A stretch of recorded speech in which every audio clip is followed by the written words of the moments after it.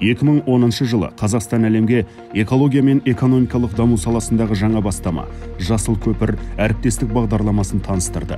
Бағдарлама мақсаты Еуропа, Азия және Тынық мұхит аймағындағы елдердің, халықаралық ұйымдардың, қоғам мен бизнес қауымдастықтың жасыл экономикаға көшу жолында күш біріктіру. Бағдарлама жасыл экономикалық өсімге, бизнеспен, қоғаммен жан-жақты серіктестік, халықаралық әріптестік негізінде сенімді байланыс, білім мен технология алмасу арқылы септігін тигізеді. Бірегей экологиялық бағдарлама Қазақстан Республикасының тұңғыш президенті елбасы Нұрсұлтан Назарбаевтың бастамасы.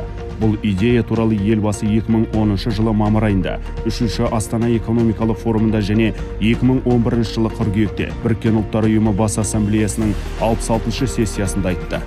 Біріккен ұлттар ұйымының 2012 жылы Бразилияда тұрақты даму бойынша өткен Рио+20 бүкіл әлемдік саммитінде ол біз қалайтын болашақ қорытынды құжатына кірген барлық тарапқа ашық, жасыл экономикаға көшудегі аймақаралық, тәжірибелік және ерікті бағдарлама ретінде мақұлданды. Елдер арасындағы әріптестікті ұйымдастыруға 2013 жылы Қазақстанда өткен халықаралық конференцияда қол қойылған Жасыл көпір серіктестік бағдарламасы туралы хартия негіз болып табылады. 2018 жылы құрылған, бүгінде экологиялық бастамалардың жаңғырып, оған жаңа елдердің қосылуы жолында жүйелі жұмыс істеп жатқан халықаралық жасыл технологиялар және инвестициялық жобалар орталығы Жасыл көпір серіктестік бағдарламасын алға жылжытудың тәжірибелік құралына айналды.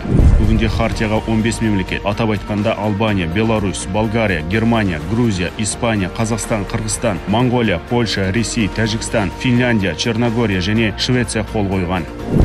2021 жылдың қараша айында Глазгода климаттың өзгеру бойынша өткен Біріккен ұлттар ұйымының COP26 конференциясында хартияға Тәжікстанның ресми түрде қосылу шарасы өтті.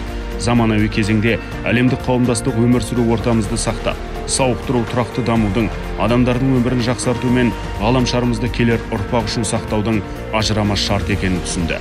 Осыған байланысты Қазақстан барлық елдерді Жасыл көпір серіктестік бағдарламасы аясында күш біріктіріп, белсенді әрекет жасауға шақырады. Жаһандық экологиялық проблемаларды шешу жолында басқаларды хабардар ете отырып жұмыс істеу керек.